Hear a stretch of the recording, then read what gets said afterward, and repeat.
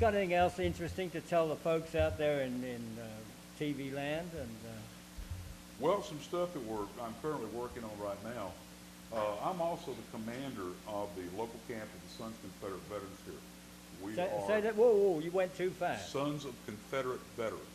Sons of Confederate Veterans. Inc. Actually, org. Org. We are a international organization. We are composed of male descendants of someone who actually fought during the war. Myself, I have several of my ancestors who fought, but we are a historical preservation organization, and we're working as the McDonald House is one of our projects, along with a handful of others we're dealing with here in the community. And I am also working with a local chamber of commerce to put together a Civil War walking tour inside the city of Dahlonega, and we hope to have that completed within the next 30 days or so. Okay, and you know, I've looked at Dahlonega as a kind of a jewel of the North, you know, anything to get away from Atlanta. And it's a wonderful town. You know, this is Dahlonega, and I'm going to spill the beans to tell you a real secret here. Dahlonega is a sleeping giant. Did you get that out there? Dahlonega is a sleeping giant. Right. Thank you. So what'd you say about that? I'm trying to make up something interesting.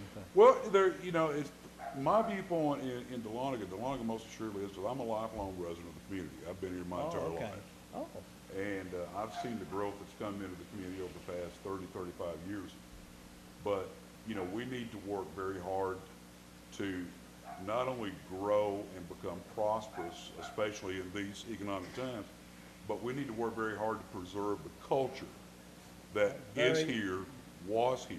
I agree totally on that one. And, we spent years on end working very hard on a lot of the historical emphasis in this community has been over gold. The Gold Rush Festival in the fall is a hugely major event. But this county is rich in history, it is rich in heritage, and we really need to put forth some effort that people can see, learn about the heritage and the history of this place, and that way they can find out about their own history and heritage. I want to ask you one thing. What is it you think will bring the people together so that A knows what B is doing to coordinate it so that C can have a meaningful result? Because you can run around in circles and misdirect all year long and get nothing done, Well, that's a fairly leading question. I think I know where you're going with this, but it's like any other organization or any other groups.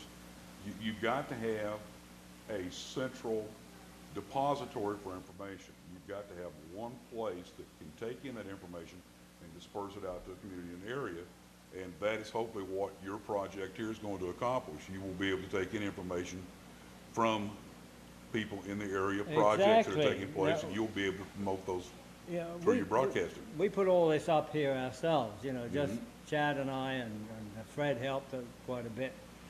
And it was a big job because this just was a bare stage when we started. But the people at the thrift stores who saw something that we were trying to do to help the community, because some people are unfortunate, some of them didn't have a chance. We might be able to turn something around. True. Because I try and, I'm not the greatest Christian in the world.